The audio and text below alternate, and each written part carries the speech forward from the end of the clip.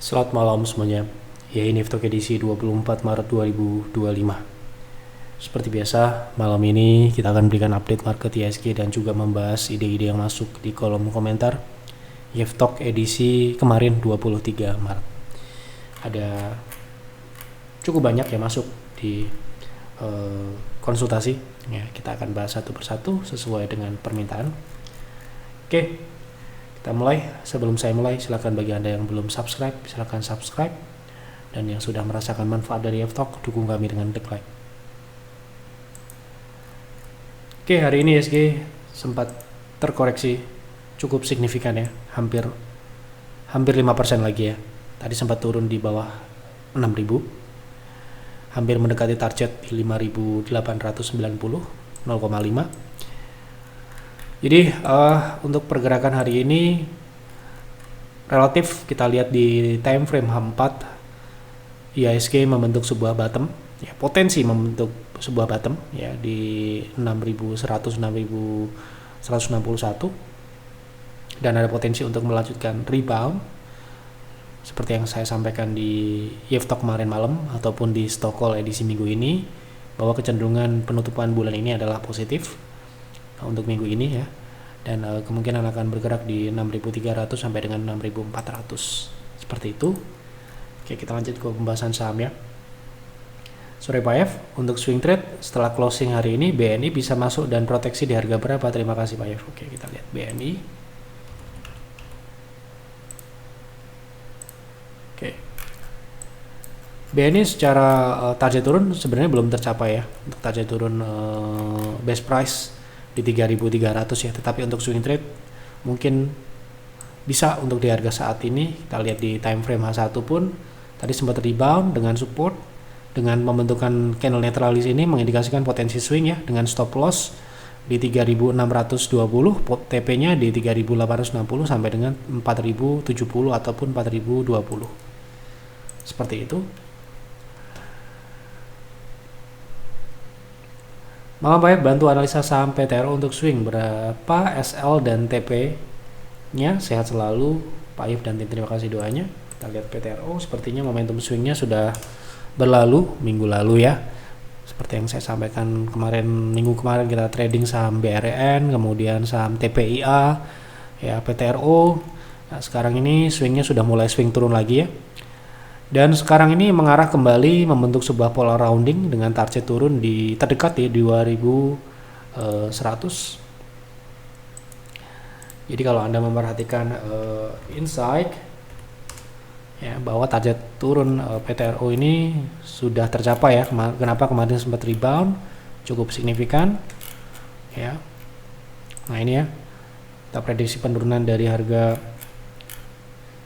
berapa ini, 3.000-an ya, 3.200 kita prediksi turun ke 2.160, dan sekarang ini PTRO masih di 2.450. Jadi momentum beli terbaik saat kemarin turun ya di 2.100-an, baru swing naik. Nah sekarang ini swing turun lagi.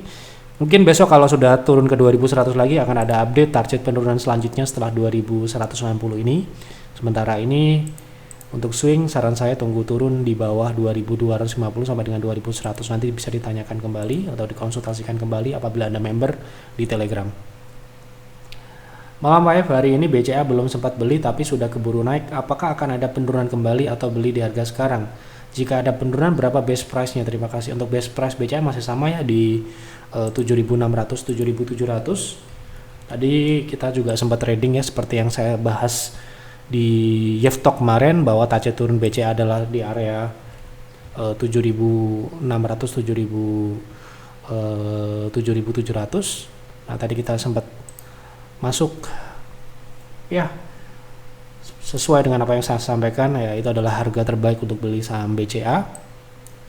Kalau kita lihat dari tadi kita beli jam berapa ini, jam 10 ya, jam 10-an tadi sempat turun ke 7625. Instruksi beli kita di area di bawah 7.700 dengan target di 8.050. Tadi sempat naik ke 8.100 ya sesi kedua. Alhamdulillah kita diberikan kesempatan untuk masuk di harga yang cukup best price. Ya, untuk beli lagi, apabila Anda beli mungkin Anda bisa tunggu koreksi lagi Misalkan di 7.925 sampai dengan 7.850 dengan stop loss di 7.625.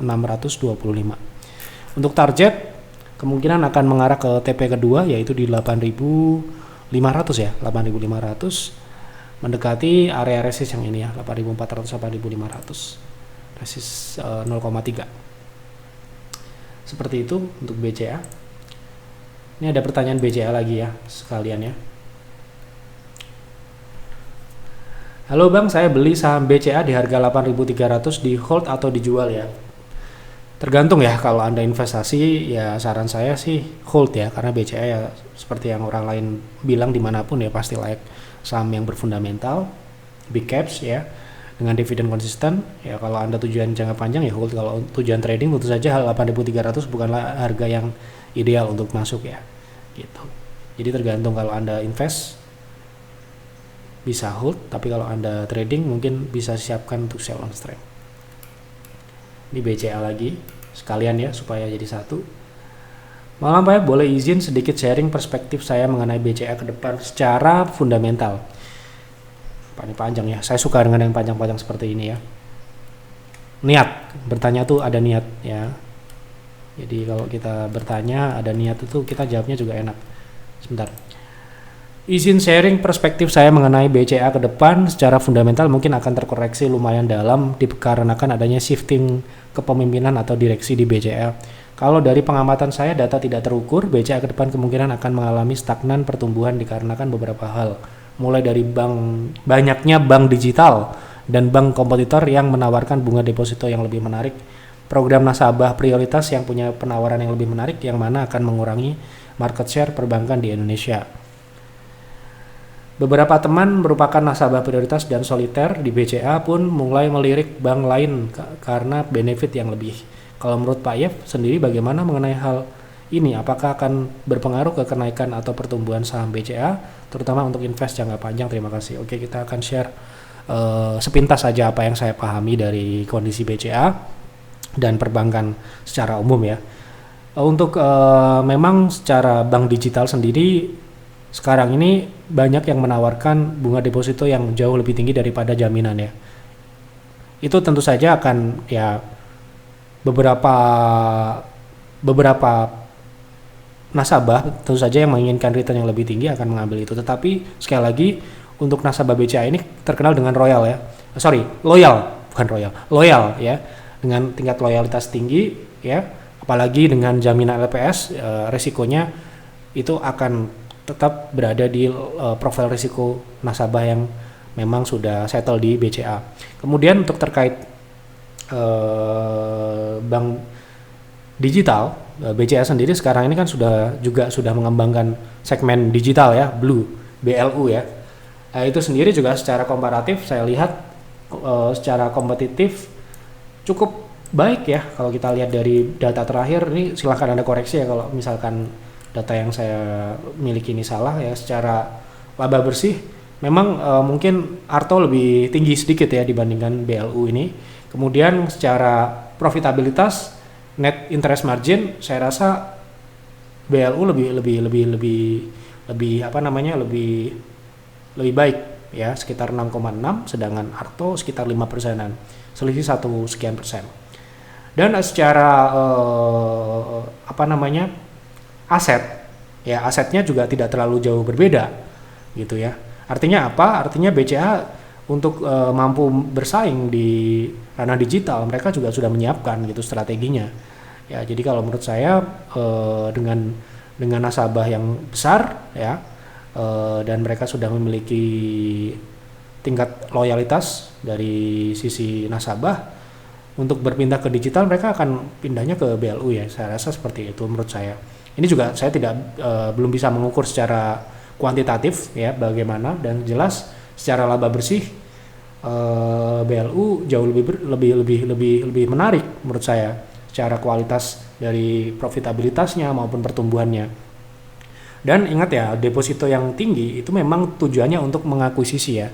Tujuan untuk mengakuisisi, dan akuisisi itu terkenal dengan memang secara digital sendiri kan memang mereka lebih low cost dibandingkan dengan bank konve ya. Mereka tidak memiliki cabang, mereka hanya beroperasi secara online. Yang mana ya secara operasional mungkin akan lebih rendah. Tetapi dengan bunga deposito yang lebih tinggi, itu bukan berarti tanpa risiko ya. Ada risiko dan juga ada target market yang mereka sasar, yaitu dengan high risk profile. High risk profile ini tentu saja untuk BCA yang sudah cukup mature, tentu saja persaingannya agak berat untuk mengambil ataupun mengakuisisi nasabah dari BCA sendiri. Menurut saya seperti itu. Saya pun juga ya prioritas gitu ya. Tetapi saya rasa dengan pertimbangan banyak hal mereka pasti akan melakukan diversifikasi, di mana porsi dari risiko yang rendah mereka akan tetap dalam posisi yang besar ya. Mungkin mereka akan bermain di risiko tinggi, tetapi di dalam porsi yang terukur, bukan porsi yang melebihi ataupun all in di deposito dengan bunga tertinggi gitu ya. Gitu, itu menurut saya seperti itu. Untuk terkait shifting manajemen ini saya rasa belum bisa belum bisa kita ukur ya secara kuantitatif, karena memang ini harus kita lihat bagaimana track recordnya dan sebagainya. Lalu saya rasa dengan image BCA sendiri ya seharusnya masih akan bertahan ya, tergantung nanti bagaimana kinerja 1 tahun 2 tahunnya, apakah melakukan strategi yang lebih baik ya, melakukan improvisasi lebih baik dibandingkan sebelumnya. Nah itu kita akan lihat nanti ya. Sekarang saya belum no comment ya untuk terkait itu. Saya memang memiliki kelemahan untuk subjektif, saya tidak bisa melakukan analisa secara akurat ya, karena itu lagi-lagi saya rasa pergantian manajemen ini saya rasa sudah dipertimbangkan sudah jauh hari ya, sudah lama dipersiapkan untuk penggantian ini. Kemudian untuk tadi apalagi ya, untuk stagnan pertumbuhannya sudah terjadi sekarang ini ya. Saya rasa ini imbas dari memang suku bunga tinggi, yang mana ya tentu saja ini juga terjadi krisis likuiditas juga. Dan juga penyerapannya memang akan terjadi penurunan apabila terjadi pelemahan kurs dan sebagainya. Itu mengimbas pada ekonomi, itu akan terdampak secara menyeluruh, tidak hanya pada BCA. Kita bicara banking, yang paling turun kinerjanya tentu saja bank seperti BRI ya, yang sangat rentan terhadap suku bunga gitu ya. Menurut saya seperti itu ya. Jadi untuk penurunan mungkin akan terjadi, tapi untuk membuat saham BCA ini tidak layak, saya rasa masih terlalu jauh kita bisa bicara seperti itu ya. BCA masih merupakan untuk saat ini dan mungkin beberapa tahun ke depan masih menjadi bank terbesar dan bank terkuat secara fundamental ya. Menurut saya seperti itu.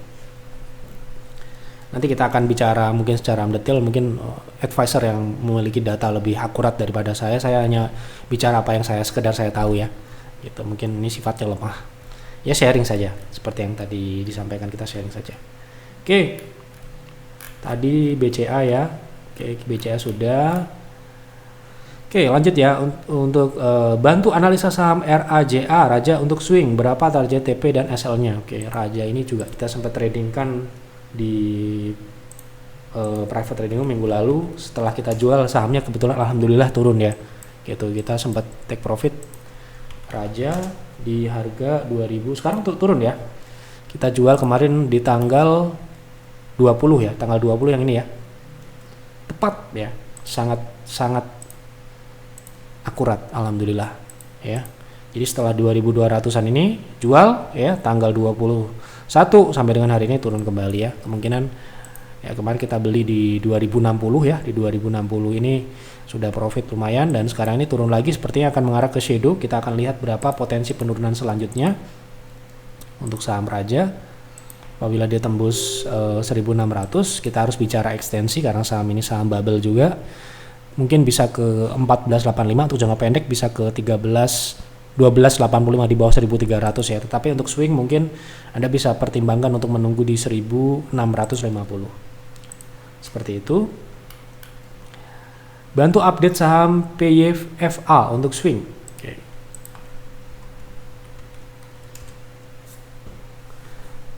PYFA sekarang ini untuk swing mengarahnya ke turun ya, ke bawah ya. Jadi saran saya sih tunggu di bawah lagi karena ini konsolidasi turun dengan potensi mengarah ke shadow ya. Sepertinya akan mengarah ke shadow terdekat di 138, 105, bisa tunggu di sana. Oke, BCA sudah. Oke, lanjut ya. Mau analisa untuk Elsa, untuk invest baiknya entry di rentang harga berapa? Terima kasih, salam cuan. Oke. Untuk invest, berarti pertanyaan ini terkait teknikal ya. Saya nggak akan bahas fundamental. Saya anggap Elsa sudah Anda analisa fundamentalnya. Oke.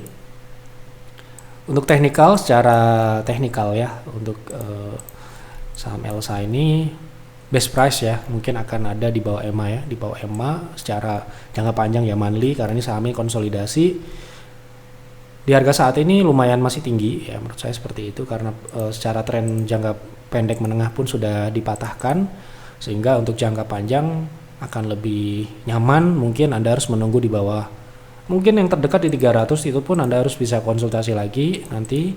Itu middle area artinya bukan best price ya. Untuk best price tentu saja di support konsolidasi mungkin di 218 sampai dengan 130 untuk invest. Jadi harga saat ini masih tinggi. Itu menurut saya seperti itu. Cleo bisa masuk di berapa best price-nya? Ini untuk masuk apa? Untuk trading atau untuk invest nih ya? Ya kan harus detail dong tanyanya ya. Gitu. Ya anggap saja trading ya, semoga tidak salah. Ini turun ya setelah membentuk peak di 1670. Sekarang Cleo sudah tembus juga di bawah support kuat di 1110. Nampaknya akan menguji level 900-an ya. Mungkin tunggu di 915. Ya, sampai dengan support kuat di 765. 700-an di bawah 800 ya. Untuk swing mungkin di area itu untuk menunggu ya. Swingnya nanti bisa dimulai untuk swing trade. Baik, sudah saya bahas semua. Oke, Yev Talk malam ini adalah Yev Talk edisi terakhir. Mungkin selama bulan Ramadan ini kita akan kembali di bulan depan setelah libur lebaran. Saya izin untuk pulang kampung ya kan. Saya ke Jawa Timur ya.